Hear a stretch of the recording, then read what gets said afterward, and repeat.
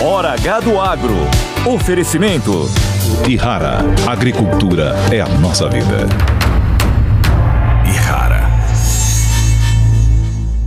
Consórcio Magi, Volkswagen Caminhões e Ônibus. Engie, economize até 40% na conta de luz da sua propriedade rural.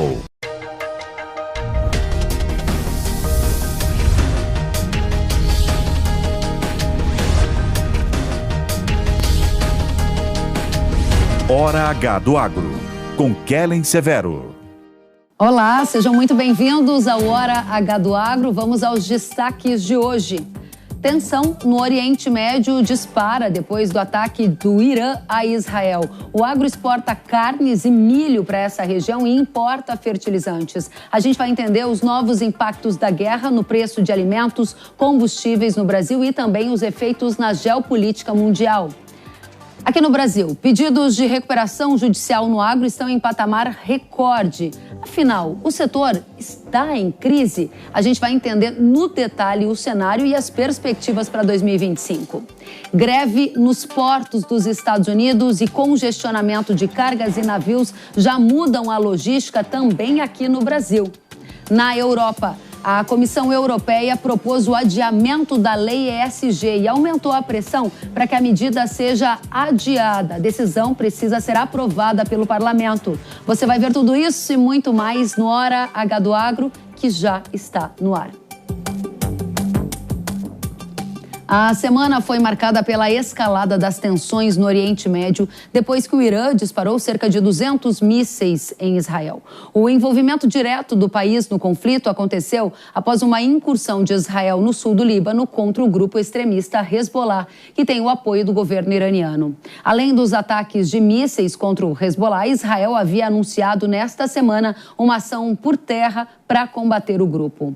O primeiro-ministro israelense Benjamin Netanyahu afirmou que o Irã cometeu, abre aspas, um grande erro. Já o líder supremo do Irã disse que Israel, abre aspas, não durará muito. Enquanto isso, o presidente dos Estados Unidos, Biden, avalia apoiar um ataque de Israel contra instalações nucleares do Irã. O agro segue em alerta principalmente em relação aos possíveis problemas nas rotas marítimas que a crise no Oriente Médio pode gerar, além, claro, da alta dos fretes e aumento dos custos globais. A região tem um papel bem relevante no comércio com o Brasil. No caso da carne bovina, por exemplo, nós temos os Emirados Árabes e a Arábia Saudita como importantes clientes, você pode acompanhar na tela. Na carne de frango, esses dois países estão também entre os nossos 5 principais compradores, mostrando a força do Oriente Médio para o agro do Brasil. Já no milho, o Irã foi o nosso 5º maior comprador do grão em 2023. E não para por aí. Nos fertilizantes, o Oriente Médio é importante fornecedor de adubos para o Brasil. Um levantamento feito pela Agrinvest Commodities indica que países como Omã e Catar foram os principais fornecedores de ureia para o Brasil. Neste ano, com mais de 35% do nosso fornecimento vindo deles. Já no cloreto de potássio, o foco fica em Israel, que é a 4ª principal origem do KCl importado pelo Brasil. Com esses dados, é inegável a importância nessa relação comercial que o Brasil tem com o Oriente Médio. Por esses e outros fatores, a gente precisa entender o que vem pela frente. Vamos abrir a edição de hoje com um painel recebendo Samuel Feldberg, que é professor de Relações Internacionais, seja bem-vindo. Ricardo Santin, presidente da Associação Brasileira de Proteína Animal, seja bem-vindo. E Jefferson Souza, analista de fertilizantes da Agrinvest Commodities. Obrigada pela presença de todos. Professor Samuel, começamos com você. Estamos vivendo o pico do conflito ou ele ainda vai avançar mais? Sem dúvida nenhuma, não estamos vivendo o pico. Nós estamos vivendo o período intermediário. Na segunda-feira se cumpre um ano do início desse conflito na faixa de Gaza. Ele já escalou para o sul do Líbano. Israel, na última semana, tomou as medidas necessárias para afastar a ameaça terrorista da fronteira norte de Israel, mas como você colocou muito bem na entrada, o Irã lançou 180 mísseis balísticos contra o território israelense essa semana e agora todos estão aguardando a resposta de Israel, que pode ter um efeito catastrófico para o trânsito de navios no Golfo Pérsico. Ou seja, um efeito catastrófico é esperado para a questão marítima. E eu imagino que você, Ricardo Santin, que é aqui quem representa toda a indústria exportadora de carne para o Oriente Médio, importante cliente do nosso país, como isso soa aos seus ouvidos? O envolvimento de mais países na guerra, o Líbano, o Irã agora mais envolvidos. As exportações de carne de frango, por exemplo, já foram prejudicadas? Olá, Kellen. Olá, companheiros de painel. É um prazer estar com você. As exportações ainda não foram prejudicadas, até porque quando esse episódio começou lá atrás com o ataque terrorista do Hamas, as empresas já começaram, junto com os armadores, a tratar de rotas alternativas. Hoje, na média de 5% a 10% do trade de comércio para o Oriente Médio, que é 1/3 das exportações brasileiras de carne de frango, ele foi começado a desviar. Seja via o mar Mediterrâneo, entrando pela Turquia, seja via por entrar por baixo aí pelo porto de Jeddah, onde entra na Arábia Saudita, nos Emirados Árabes Unidos. Esperamos, com certeza, que isso acabe logo e que a gente não tenha essa escalada maior ainda envolvendo outros países. Mas realmente é algo que está na atenção e no radar das empresas. Então a gente tem um cenário de exportações de carne de frango ainda mantendo o seu fluxo normal para o Oriente Médio e uma expectativa do Santin de que, claro, esse conflito não escale ainda mais para que não tenhamos prejuízo. O Santin já fala em rotas alternativas. Jefferson, rotas alternativas ajudam também no caso do fertilizante que vem do Oriente Médio para o Brasil? Isso eu pergunto em um cenário em que muitos produtores ainda têm negócios para fechar e querem saber se o custo pode ficar mais alto à medida que escala o conflito no Oriente Médio. Olá, Kellen, prazer conversar contigo, com toda a audiência. Já está ficando, tá? Essa semana a gente teve um aumento no preço da ureia de 10 a 15 dólares por tonelada e se continuar essa escalada ou piorar, a gente tem um risco muito grande envolvendo grandes fornecedores de ureia para o Brasil e para o mundo que estão no Oriente Médio, como é o caso do Irã. O Irã, hoje, ele representa 10% das exportações globais e nós estimamos que o Irã participe aqui no Brasil com 20% do que nós importamos de ureia. O Brasil não produz absolutamente nada de ureia, então depende 100% das exportações. Qualquer tipo de tensão na região pode sim trazer e já está trazendo um certo risco para o mercado brasileiro. O destaque principal é para a ureia. A KCl, que vem de Israel, também sofreu impactos? Não. KCl está na mínima do ano, que é um dado importante. O cloreto de potássio não sofreu impacto e o principal fertilizante que pode sofrer com essa história toda é a ureia. Eu vejo um risco muito menor para o cloreto, para o fosfatado. O principal problema que nós podemos ter no Brasil está ligado ao nitrogenado, ureia, depois na sequência sulfato e nitrato. Muito bem. Samuel, voltamos para você para saber qual é a chance do envolvimento direto, mais próximo de potências como Estados Unidos, Rússia e China nesse conflito no Oriente Médio.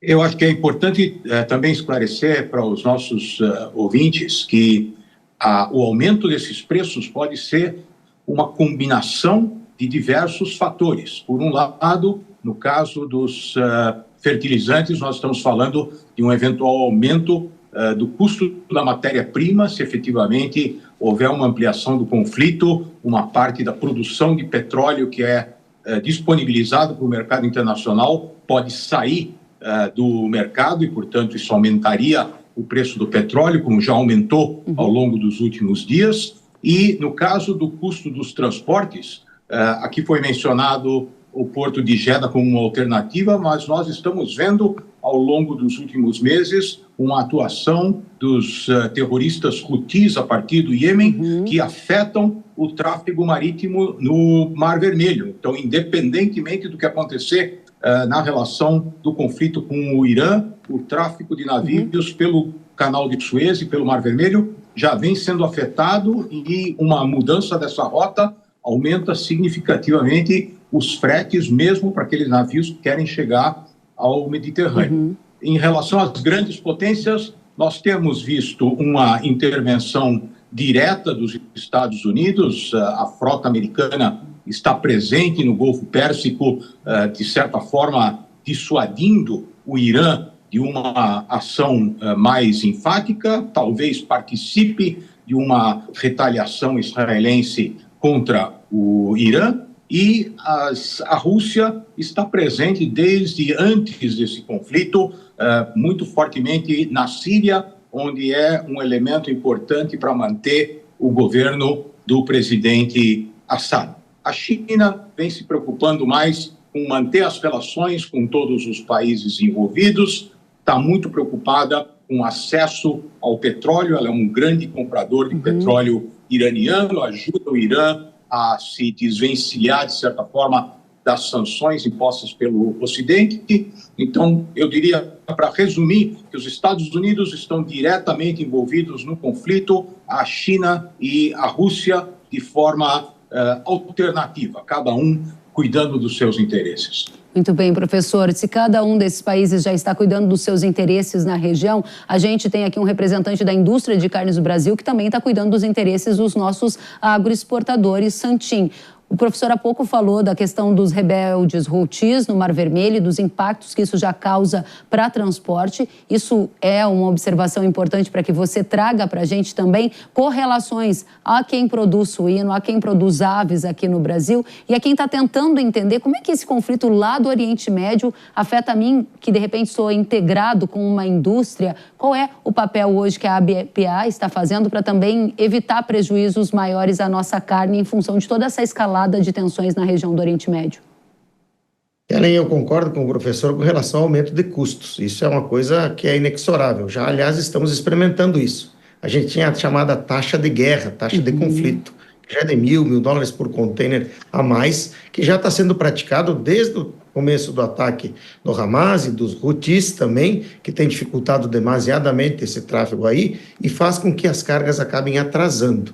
Então, você tem um atraso, você tem um custo de armazenagem maior e o custo de transporte, já que os armadores jogam isso no seguro, no preço, o risco que está sendo corrido. O volume ainda continua indo mesmo. Os países que seriam os mais prejudicados são exatamente a Jordânia, que está bem no meio do conflito e que importou 63 mil toneladas o ano passado e esse ano já importou mais de 50 mil, e o próprio Líbano, que é na casa de 7 a 8 mil toneladas. Mas o grande volume, naturalmente, ele vai para a Arábia Saudita, para Emirados Árabes Unidos, além de Omã e Iêmen. Ou seja, a gente vai conseguir manter os grandes volumes, mas dependendo, como bem falou o professor, dependendo do nível dessa escalada. Se essa escalada vier por troca direta contra o Irã, com bombardeios em portos, eu não creio que a Arábia vai entrar nesse conflito, mas isso pode vir a ser uma realidade. Qual seria o problema disso? A gente sim, os nossos produtores poderão ter que diminuir o volume, porque eu não tenho para onde vender.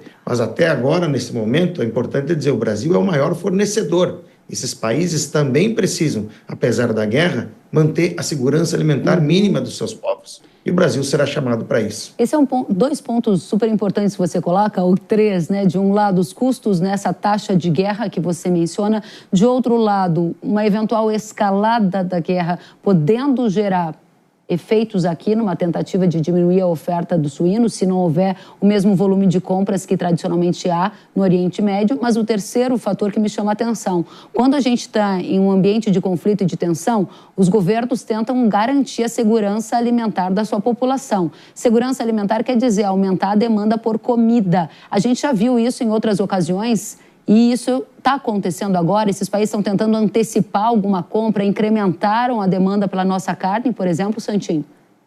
Ainda não sentimos bem, e só um pequeno reparo, não é o suíno, né, Kellen, é o frango. É o frango. O suíno vai muito pouco aí para essa região, né? Vai, porque, por exemplo, Emirados Árabes está entre os 10 maiores compradores de carne suína para os expatriados e para os turistas. Mas, sim, existe já um certo receio, impacto em preço, não em volume, mas em alguns casos, acumulado com aquela possibilidade de greve que parece que agora vai terminar nos portos americanos, já faz com que haja um movimento altista nesse preço, porque também os países querem também ter mais capacidade de garantia e de estoque de alimentos para o caso de haver um recrudescimento dessa guerra.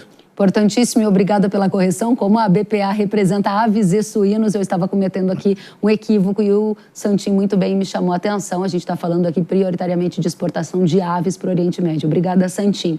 Jefferson, Plantas produtoras de fertilizantes no Oriente Médio estão na mira, estão em alguma rota que possa sofrer algum bombardeio, gerando algum risco de abastecimento? Porque de um lado a gente tem o mercado já reagindo com preço para cima para a ureia. De outro lado, tem gente que ainda não fechou negócio de fertilizante ou até para a segunda safra de milho e querem saber se pode faltar fertilizante aqui. O que você nos diz? Kelly, é importante dizer uma coisa, né? Pode acontecer algum ataque diretamente na planta, a gente não sabe ainda, é totalmente incerto, ou ainda em campos de produção de gás natural, sobretudo no Irã. E aí, nesse caso, você vai prejudicar diretamente a produção local do país. Eu volto a repetir um dado importante, né? O Irã, então, corresponde por 10% das exportações globais de ureia e no Brasil, nós acreditamos que nesse ano o Irã vai participar com 20% do volume que nós importamos. Então, quer dizer que se eu limitar a oferta em um país tão importante como esse, certamente você tem impacto direto em preço. Agora, nada disso aconteceu, né, Kelly? É importante dizer e pontuar que, por enquanto, nós estamos trabalhando com expectativas. Não existe nada concreto que o Irã vai reduzir a produção ou que nós vamos ter um corte na produção global ou falta de produto no Brasil. O que me preocupa, Kelly, é o percentual de produtores que não compraram ainda para a segunda safra. Então, vamos pensar o seguinte... Perdão. Pois não. Vamos pensar o seguinte, que aconteça realmente uma escalada maior nos conflitos e que essa escalada atinja a logística ou a produção.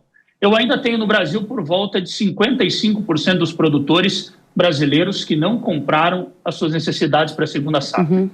E esse percentual, ele está parecido com o ano passado, mas ele está distante da média dos últimos 5 anos. Então, quer dizer que no último trimestre, eu vou arredondar para cima, eu tenho a metade dos produtores brasileiros que não compraram suas necessidades de fertilizantes para o milho que vai ser plantado no começo do ano que vem.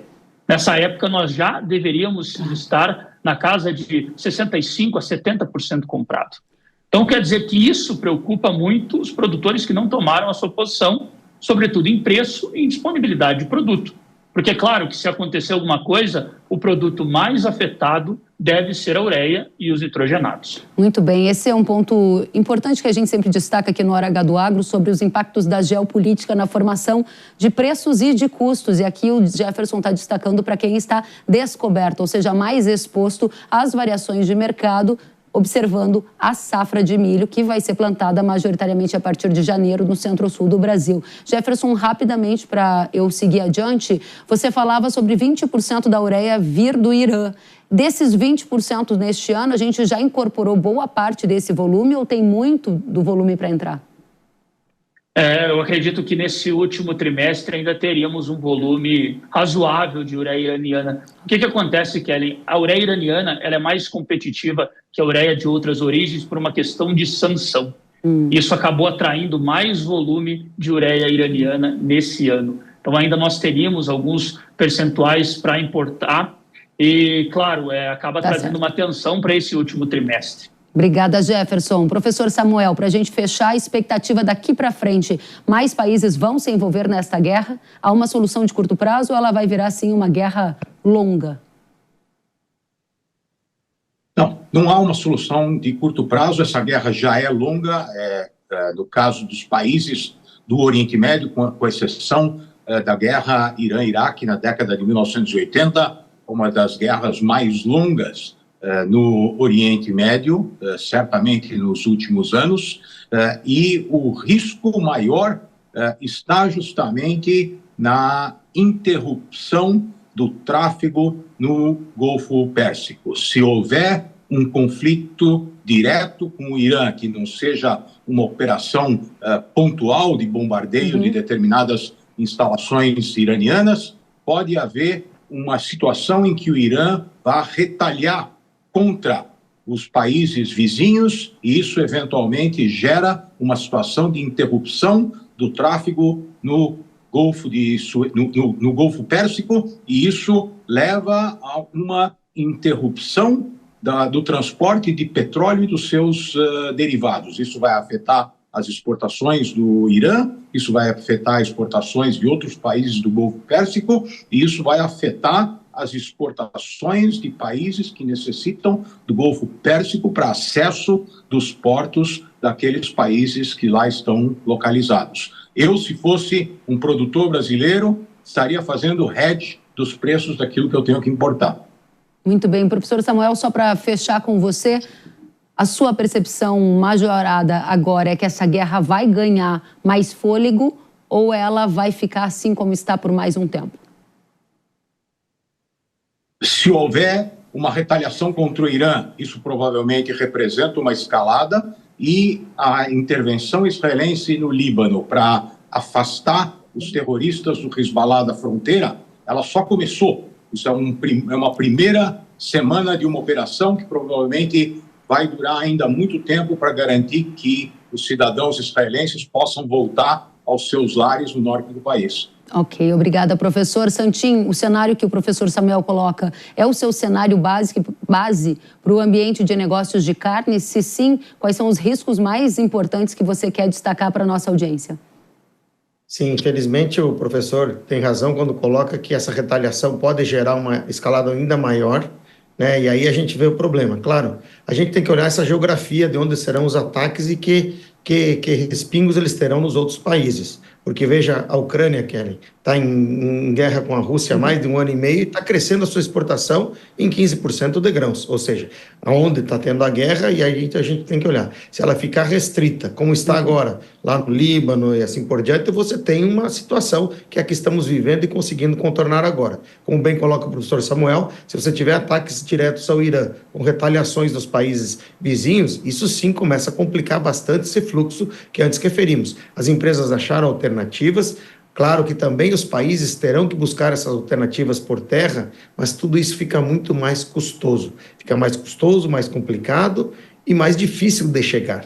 Atrasa os containers não voltam, isso tudo é um processo difícil. Mas está no radar, esperamos que isso não cresça, esperamos que essa guerra não recrudesça e que a gente consiga voltar a ter pelo menos a mínima paz de convívio, com respeito à vida das pessoas, e nós, como Brasil, vamos continuar a fornecer alimento, porque esses povos que estão em guerra não merecem, além da guerra, ficar com fome. Nós faremos a nossa parte para tentar ajudar essa segurança alimentar. Muito bem, Santinho, obrigada. Jefferson, para encerrar, a cadeia de fertilizantes já adotou alguma taxa de guerra, assim como a cadeia de carnes mencionada pelo Santinho na outra rodada adotou? Não podemos dizer que adotou ainda, Kelly. O mercado está muito ansioso com tudo isso, e essa questão envolvendo Israel e Irã vem num momento muito complicado. Como eu falei, nós temos no Brasil um volume muito grande aberto ainda para a segunda safra, que é a principal agora, e nós temos uma demanda global que também está aquecida através de um tender de compra da Índia de ureia que está acontecendo nesse momento.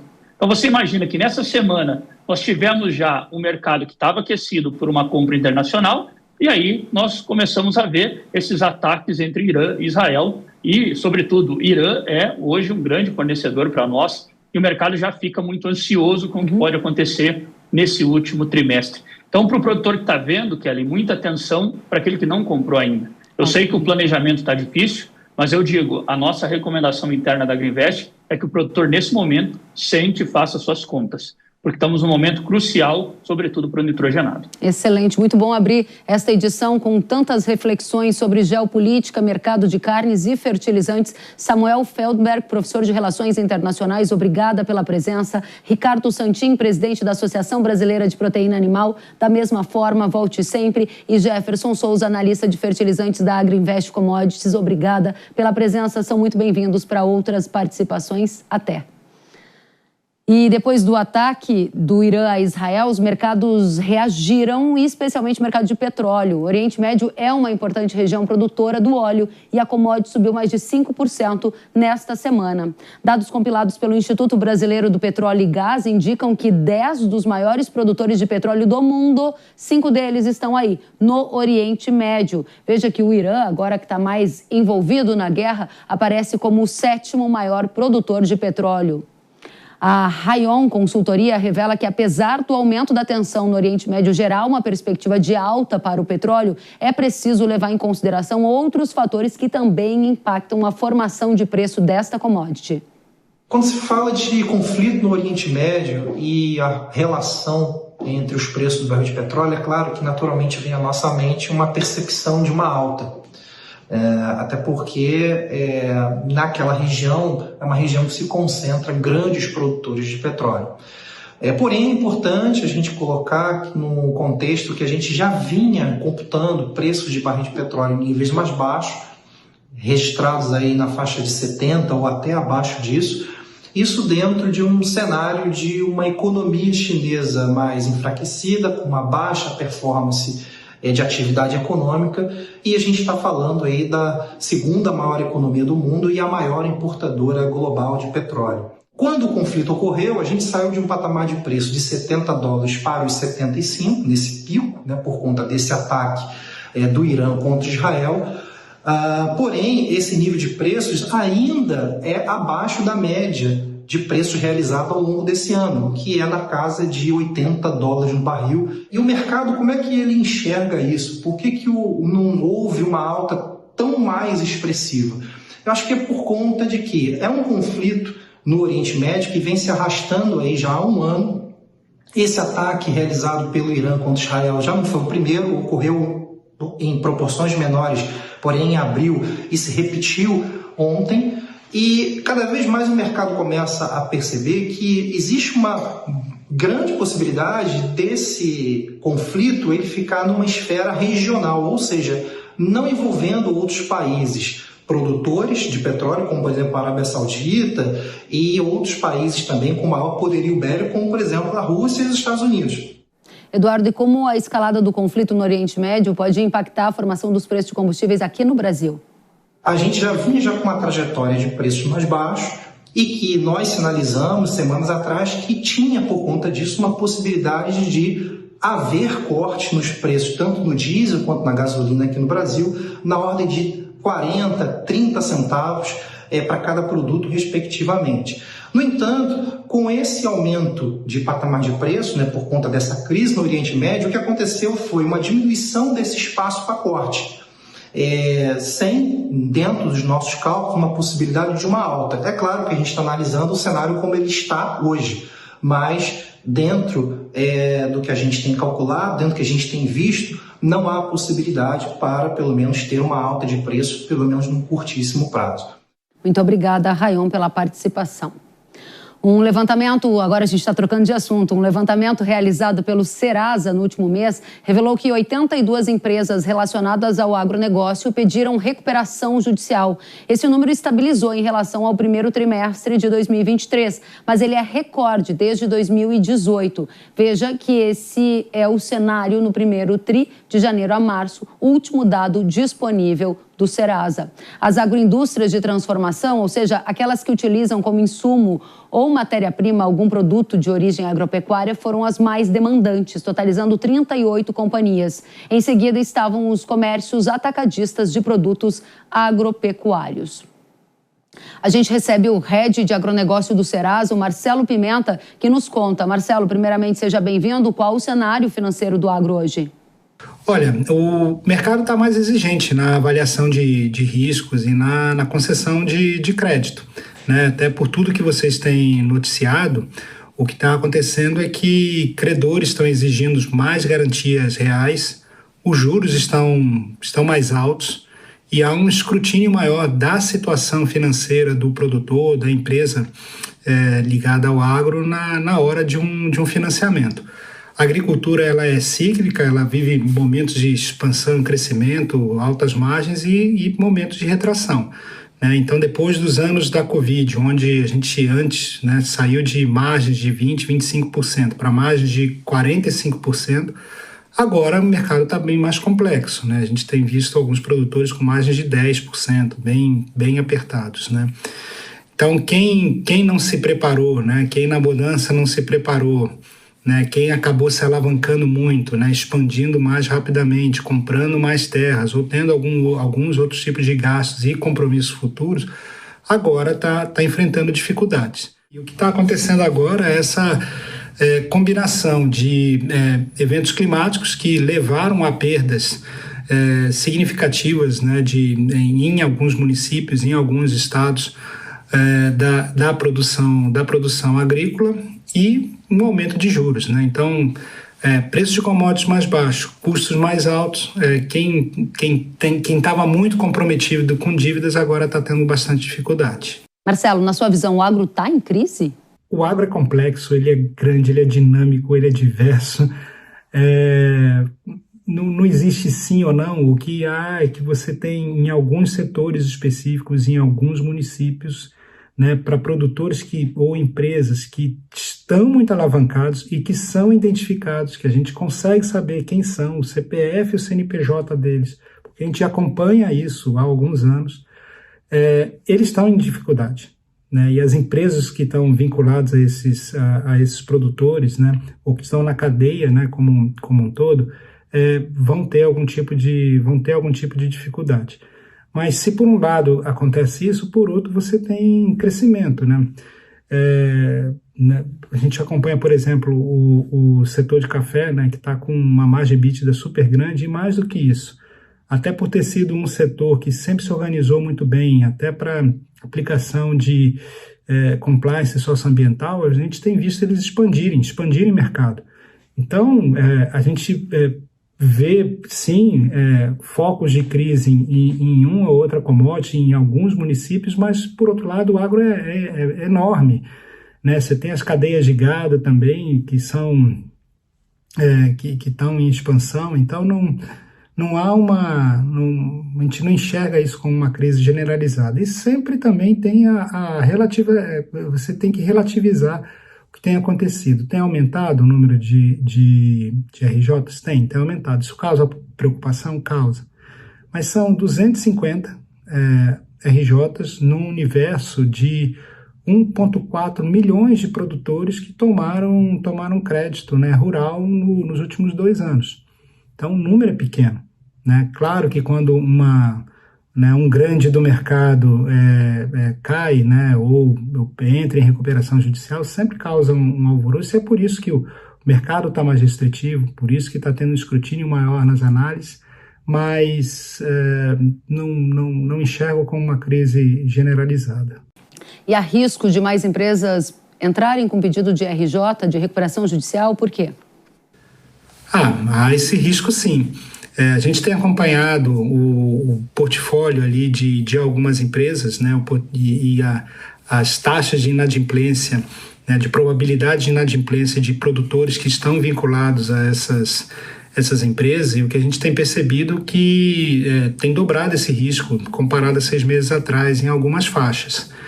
Não significa que essas empresas vão quebrar, que vão pedir RJ, mas significa que os administradores têm que estar alertas, porque há um risco maior, né, que tá ocorrendo.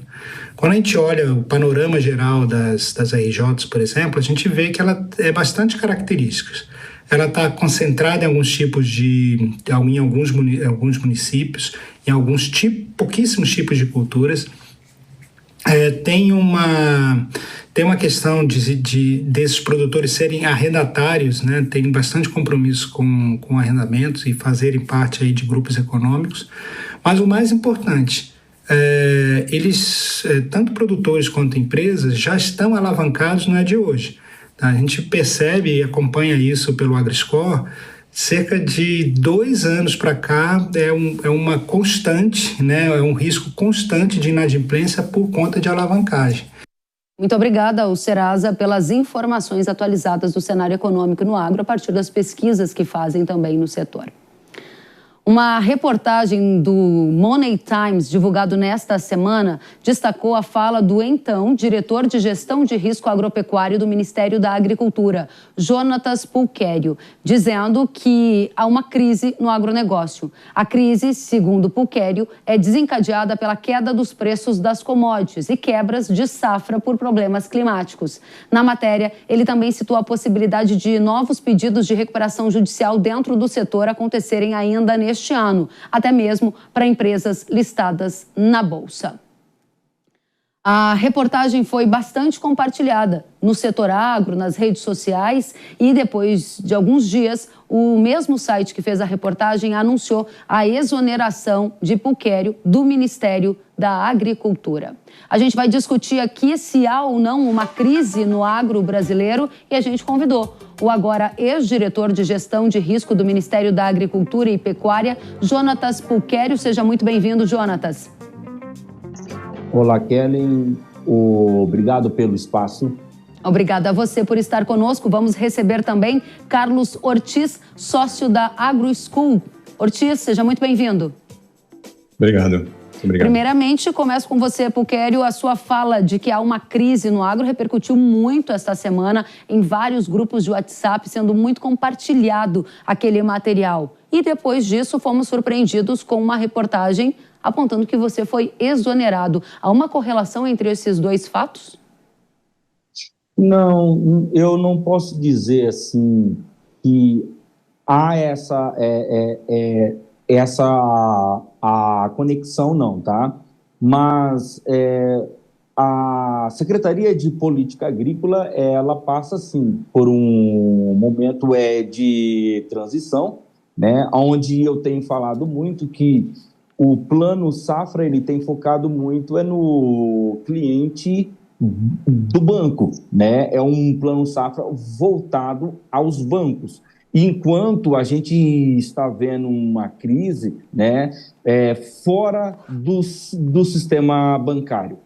E é exatamente aonde a gente tem olhado essa crise, nas revendas, aonde o produtor, ele vem de uma crise de preço das commodities. Isso não é de hoje, mas é diferente do sistema bancário, que o governo entra, ajuda, né? Nesse sistema fora do banco, nós não vemos nenhuma ajuda do governo, tá? E a gente tem feito. A gente estava fazendo esse debate muito forte dentro da Secretaria de Política Agrícola e estava buscando esse apoio um pouco também no mercado de capital, tá? Que o Plano Safra, ele precisa ter, sim, esse novo perfil, ele precisa enxergar esse novo perfil do produtor. Tá certo. O Pulquério fala que há uma crise no agro, uma crise fora do sistema bancário, principalmente na área de revendas. Ortiz, você concorda com esse cenário, com esta análise? O que acontece com a agricultura é que tem sempre uns ciclos, né? Você tem um período de preços baixos, acompanhado ou seguido depois com baixa de custo, e a margem aumenta, os produtores começam a ganhar dinheiro, expandem e, eventualmente, a demanda acompanha isso por um tempo, mas depois não acompanha mais, e o que acontece é que os preços caem porque surge um excesso de estoque. E os custos continuam subindo por um tempinho. Então, não é diferente o que a gente está vivendo hoje do que viveu lá em 2005, 2006, do que viveu em 97, 86 e por aí vai. Então, a cada 6, 7 anos acontece um ciclo desses. E você vai ter o espectro inteiro de empresas que vão estar bem, que estão em estado normal, investindo, crescendo. Vai ter empresas que têm que passar um tempo ali apertando o cinto e vai ter empresas apertadas. Tudo isso é reflexo do que elas fizeram nos últimos anos, não é reflexo do que está acontecendo hoje. Hoje é só a gota d'água para alguns que estão sem liquidez, já vinham sem liquidez, vinham crescendo muito rápido, arrendando muita terra e fazendo muito investimento, eventualmente comprando terra, vinham sem liquidez com alavancagem grande, claro, agora com margem super espremida, fica super apertado. Isso vale para revenda, isso vale para empresas de máquina e equipamento, isso vale para produtor, vale para um trader, para uma empresa de processamento. A cadeia inteira passa pelo mesmo problema de margem apertada nessa fase do ciclo. Do mesmo jeito que a cadeia inteira estava com margens super boas lá para trás. Mas tudo depende de como que a empresa veio levando esses últimos anos.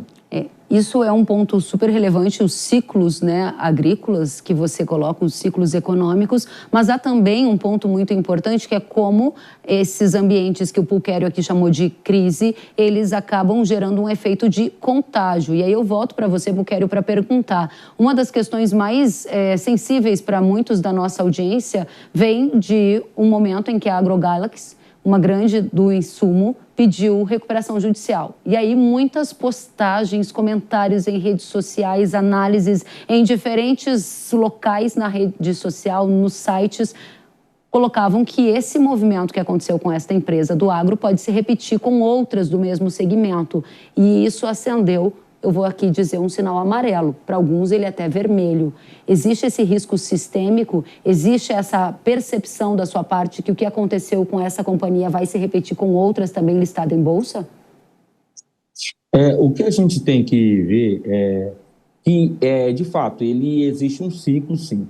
Mas o que a gente pode de perceber, e isso eu tive uma conversa com o Sebastião, né? E, na verdade, quem entrou primeiro na crise é o produtor. É o que o Ortiz ele trouxe. Os preços eles caíram muito. E o custo, ele teve um acréscimo. Então, o produtor entrou em crise, logo a AgroGalaxy também, ela veio, tá? Agora, eu não posso falar que outros eles vão entrar de forma enfática, mas nós temos que ligar a luz de alerta, tá? Porque o produtor, ele está em crise, né? E nós não vemos um movimento do governo para socorrer esse produtor que está fora do sistema bancário. Mas é importante a gente também trazer aqui que não é todo agro. Não é todo agro que está em crise. Quando a gente fala agronegócio, a gente está falando de uma cadeia muito maior. A pecuária mesmo, ela não está em crise, ela está em um bom ciclo, né? Nós temos o ciclo também ali do etanol, que está muito bem. Você está se referindo, então, a soja, a milho, a grãos? Produtores de grãos é o foco da sua atenção? As commodities, isso. O nosso foco aqui é os produtores de commodities, principalmente de soja, tá? Mas assim, a gente tem que ter também a cautela, né, para não também criar um alarme forte demais, tá? Porque isso é um ciclo, tá? As mudanças climáticas, elas influenciam? Sim, influencia. Mas a gente espera que os produtores, sim, melhore a governança, melhore o nível de manejo deles, para que a próxima safra tenha uma produtividade melhor.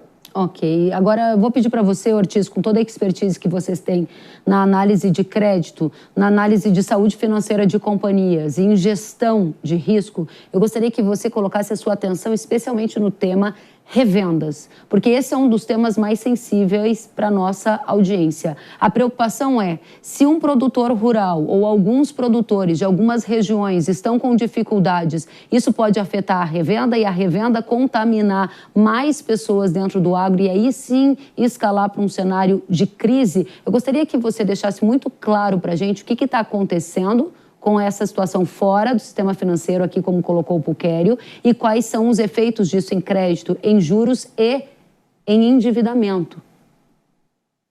Bom, claro que tem efeito, e o risco sistêmico na agricultura, ele sempre existe, né? Num período bom ou ruim. Por quê? Porque os produtores todos e depois toda a cadeia vai junto num ciclo quase que em uníssono, né? E isso normalmente é lidado através de diversificação, fragmentação de carteira, diversificação geográfica e, claro, precisa análise de crédito. O que hoje está acontecendo? Quem quer que conceda crédito, seja uma revenda, seja um trader, seja um banco, lida com informação muito limitada que vem dos produtores, porque o regime tributário no Brasil visa que um produtor seja um CPF e ele declara um imposto de renda na forma de entradas e saídas. Isso incentiva um produtor a manter muito pouca liquidez, incentiva ele a se alavancar e não dá uma visão de conjunto da situação que ele tem. Então, as carteiras de crédito para o agro são sempre muito difíceis, porque elas sempre estão baseadas numa análise de informação muito parcial, truncada, e às vezes a própria análise é superficial. Então, por princípio, as carteiras de crédito no Brasil são complicadas para a agricultura por causa do regime, especialmente já começa com o regime tributário. Agora, revendas que cresceram muito, revendas que estocaram muito, revendas que concederam muito crédito com análise superficial, essas vão estar numa situação muito ruim. Porque não é só pela carteira de crédito, mas a própria demanda de fluxo de caixa delas foi tão grande nos últimos anos que ficaram com fluxo de caixa negativo. E agora precisam se refinanciar, e esse refinanciamento está ficando mais caro, mais difícil, mais seletivo. Então, vai por um caminho negativo, vamos dizer. Agora, tem muitas revendas que se mantiveram numa situação tranquila. Por quê? Vinham com liquidez, tem uma análise de crédito mais sólida, uma carteira de crédito proporcionalmente um pouco menor, um passo de crescimento mais calibrado, menos alavancagem, e dá tudo certo, mesmo quando os preços se espremem, quando as margens se espremem e quando o risco sistêmico aumenta. Então, de novo, existe um espectro inteiro aí, seja entre produtores, seja em revendas. Eu tenho Situações difíceis tem aí? Tem. Mas não quer dizer que é todo mundo dessa forma. Muito bem colocado. Esse é o ponto que eu gostaria, eu tenho 1 minuto para a gente encerrar e eu gostaria de deixar essa mensagem, porque a pergunta é, há uma crise se espalhando pelo agro? O Puchério fez algumas colocações indicando que em alguns bolsões e culturas, na visão dele, existe. Eu quero entender se o Ortiz está entendendo que o agro está mais saudável do que em crise ou mais em crise do que saudável. Respostas bem curtinhas. É preciso ser sempre analítico, seletivo e ter uma visão de conjunto e de futuro desse negócio. Muito bem. Talvez um debate muito, muito importante seria se 2 coisas fossem parte da política agrícola brasileira. Uma seria os produtores passarem a ser pessoas jurídicas como um conjunto e não como indivíduos, para que houvesse análise de crédito muito mais transparente e autoanálise financeira muito mais transparente. E outra é se o regime em relação a garantias e discussões judiciárias de não pagadores fosse um negócio também muito mais estável e transparente. Essas 2 coisas evitariam que daqui 5 ou 6 anos a gente estivesse discutindo a mesma coisa que a gente está discutindo hoje. Muito bem. Puchério, eu tenho 30 segundos para você. Ok.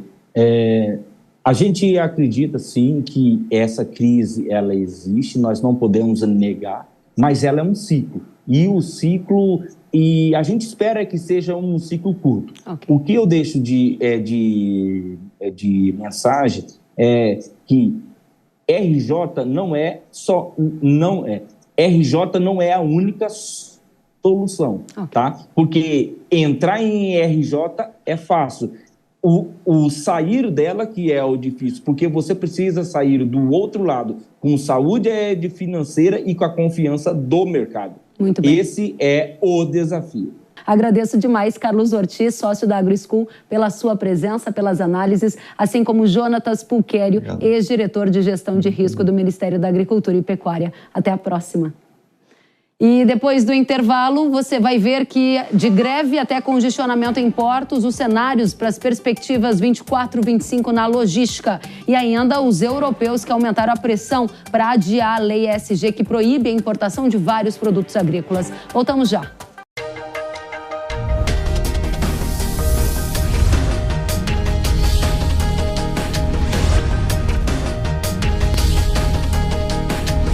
Hora H do Agro, com Kellen Severo.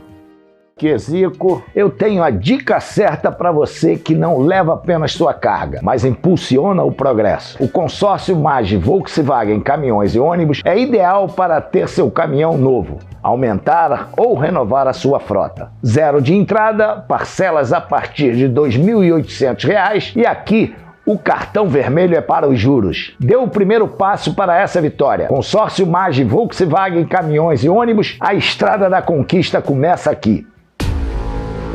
Quando percevejos alcançam a soja, sugam a rentabilidade e a qualidade dos grãos. Mas essa ameaça tem uma solução, graças a Zeus. Inseticida Irrara com tecnologia inédita que controla os percevejos de forma nunca antes vista. Eleve seu poder de controle com Zeus. Produto de uso agrícola. Venda sob receituário agronômico. Consulte sempre um engenheiro agrônomo. Cara, posso te dar uma dica? Fernando Meligeni? Claro que pode. Se sua empresa gasta mais de R$9.000 por mês na conta de luz, você pode comprar energia direto da Engie com até 40% de desconto. É o Fernando Meligeni ali. É ele mesmo. E o que foi que ele te disse? Disse que eu jogo muito.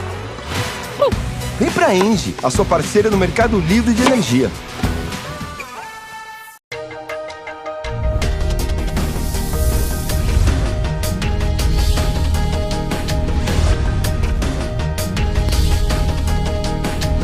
Hora H do Agro, com Kellen Severo. Estamos de volta com Hora H do Agro aqui na Jovem Pan News. Trabalhadores dos portos da costa leste e do Golfo dos Estados Unidos entraram em greve diante de uma tentativa fracassada de negociar novos contratos e salários por diversos dias. A imprensa internacional destacou impactos no fluxo de cerca de metade do transporte marítimo da maior economia do mundo. A greve atingiu 36 portos dos Estados Unidos e gerou efeitos no transporte marítimo, com o aumento da fila de navios aguardando para embarcar e desembarcar. Após dias de negociação, a greve foi encerrada. Entre os principais produtos do agro enviados aos Estados Unidos estão celulose, café, suco de laranja e carne bovina. No caso do café, os americanos estão entre os principais clientes e na carne bovina, o segundo principal comprador, atrás apenas da China. Já em relação às importações, o agro acompanha principalmente o diesel que vem dos Estados Unidos para cá. Apesar do fim da greve, o desarranjo nas cadeias levará um tempo para se normalizar. No Brasil, o Conselho dos Exportadores de Café afirmou que em agosto quase 2 milhões de sacas de café não puderam ser embarcadas por congestionamento em portos. O Secafé fala em falta de infraestrutura adequada para atender as demandas crescentes de cargas transportadas em containers. Hora de saber se tem uma situação difícil acontecendo na nossa logística. Por isso eu apresento a vocês o Olivier Girard, que é sócio-diretor da Macroinfra Consultores. Bem-vindo, Olivier. E Eduardo Heron, que é diretor técnico do Secafé. Seja muito bem-vindo também. Olivier, começo com você. Quais os efeitos do que está acontecendo com os portos, da greve nos Estados Unidos ao atraso em embarques aqui no Brasil? Olá, Kellen. Prazer estar aqui novamente com vocês.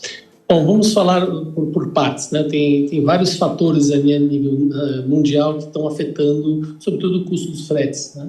Então, primeiro, essa greve nos Estados Unidos, que realmente teria o potencial de atrapalhar bastante a logística mundial, com efeitos danosos para os fretes internacionais. Ela, graças a Deus, ela terminou em 3 dias, foi uma pressão muito forte do governo norte-americano para que terminasse, mas ela teve um impacto porque ela gerou um custo, um aumento do custo, né, da mão de obra de 62%. E isso vai ter um impacto direto em aumento de custos para toda a cadeia produtiva, tanto da parte de exportação quanto da parte de importação. Alguém vai pagar a conta e quem vai pagar a conta vai ser justamente o dono da carga, né?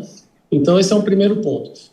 A greve per se, como ela durou pouco tempo, 3 dias, ela teve um impacto menor em termos de filas e potenciais atrasos e potenciais, sobretudo,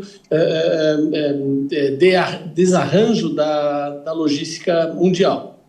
Uma coisa que está acontecendo que é muito mais grave é o que está acontecendo hoje em dia no Oriente Médio, ou seja, a crise no Oriente Médio com o envolvimento muito forte do Irã pode causar, sim, já vem causando, né, um desarranjo ali grande, mas pode causar um desarranjo ainda muito maior.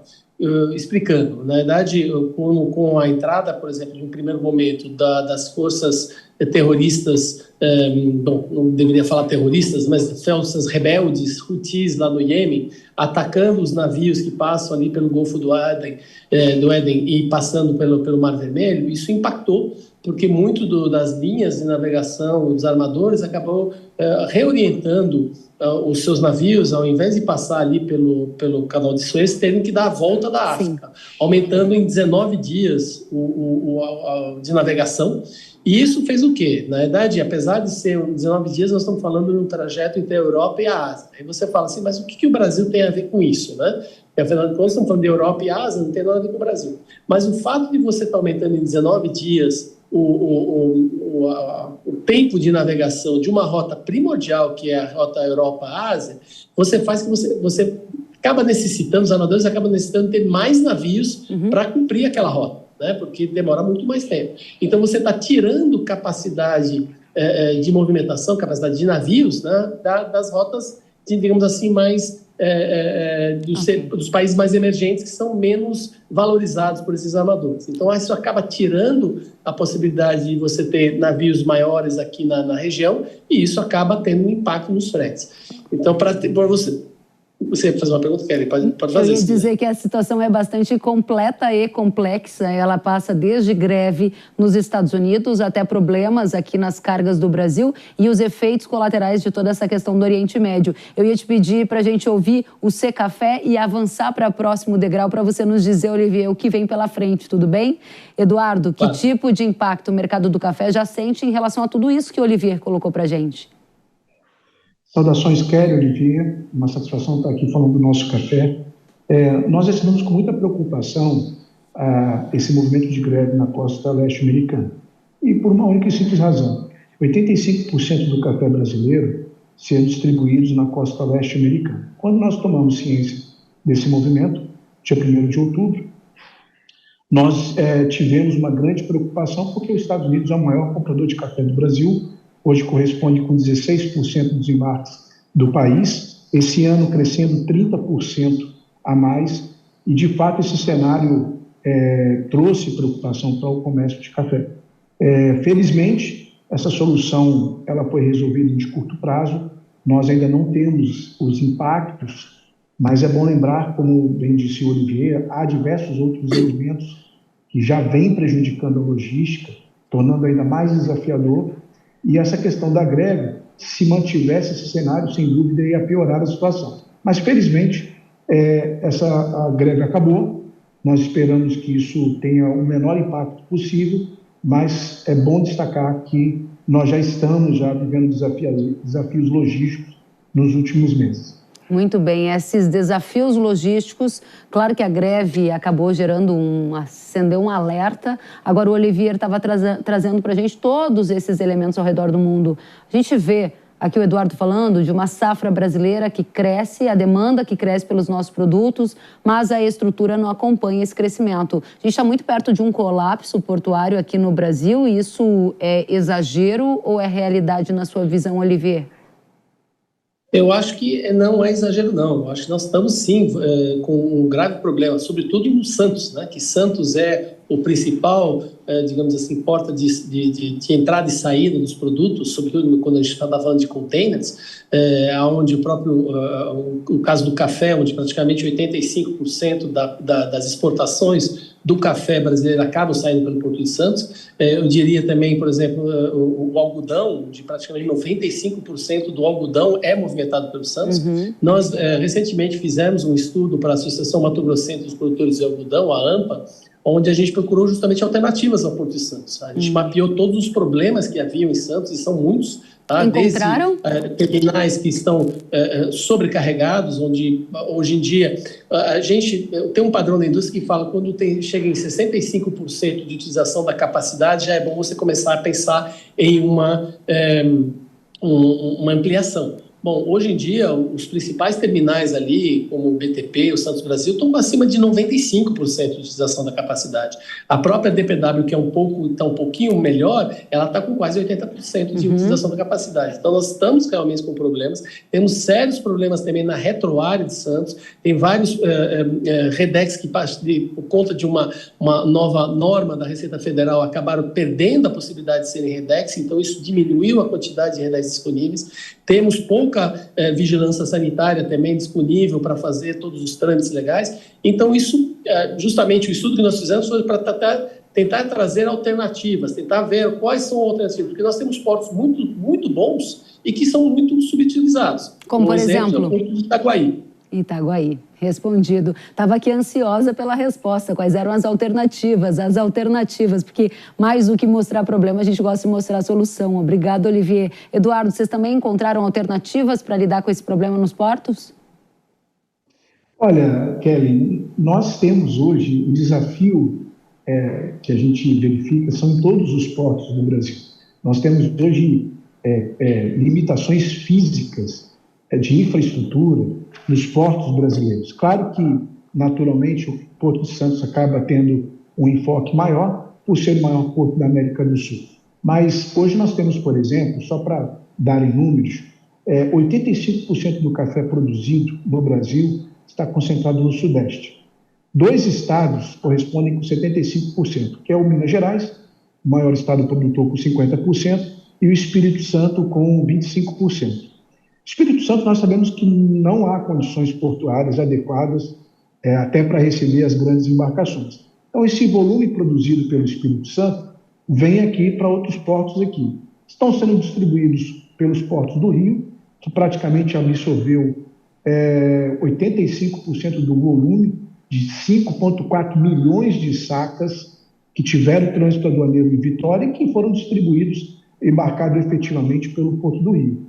E a outra parte, em torno de 29% a 30%, veio para o Porto de Santos. E como já foi bem dito aqui pelo Olivier, nós temos hoje condições de infraestrutura no maior porto da América do Sul que carecem da atenção e de um amplo debate. Acho que, na nossa avaliação, é importante que se promova o debate por meio de audiências, porque você precisa achar uma solução.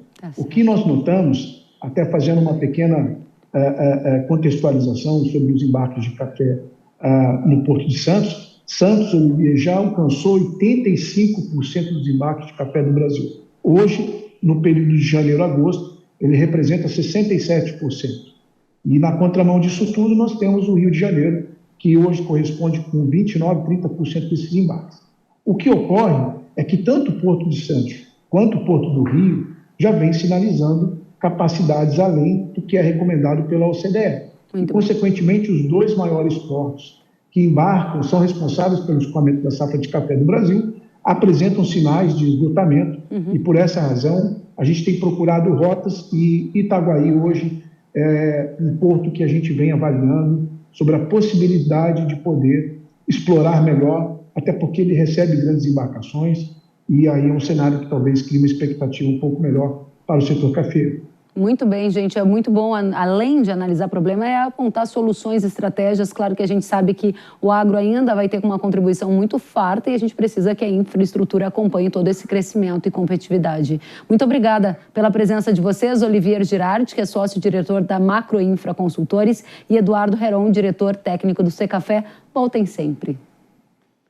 A Comissão Europeia, obrigada a vocês. A Comissão Europeia aumentou a pressão para adiar o início da lei ESG e precisa agora da aprovação do Parlamento e da Comissão Europeia para adiar a aplicação dessa regra. O novo prazo deverá ser de 30 de dezembro de 2025 para grandes empresas e 30 de junho de 26 para micro e pequenas empresas. A lei ESG da Europa proíbe que o Bloco Econômico Europeu importe produtos como soja, café, cacau, carne de áreas vindas de abertura de forma legal ou ilegal depois de 2020. Em comunicado, os europeus disseram que parceiros globais expressaram preocupações, já que não estavam totalmente preparados para o início da regra, e revelou também uma situação parecida entre as partes interessadas na Europa. Muito bem, e agora eu tenho um recado para você. A cigarrinha da cana não vai ser mais um problema no canavial. Pode contar com o Maxan, inseticida da Ihara com tecnologia inédita no Brasil. Máximo Controle é o único produto com ação em todo o ciclo da cigarrinha, evitando a proliferação de ovos, ninfas e adultos. Oferece máxima proteção para o canavial com um maior efeito de choque e período de controle. Tudo isso para fortalecer o canavial e obter a máxima rentabilidade no seu cultivo. Mande as pragas do seu canavial para o espaço com o Maxan. Acesse o site ihara.com.br ou o QR Code que está aparecendo na sua tela e saiba mais. Na hora H da proteção da cana, é Ihara, pode confiar. O Hora H do Agro de hoje fica por aqui. Obrigada pela companhia. Até a próxima semana. Tchau.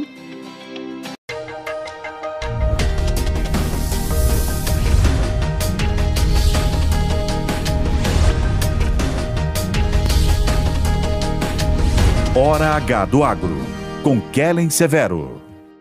Hora H do Agro. Oferecimento Ihara, agricultura é a nossa vida. Ihara. Consórcio Magi, Volkswagen Caminhões e Ônibus. Engie, economize até 40% na conta de luz da sua propriedade rural.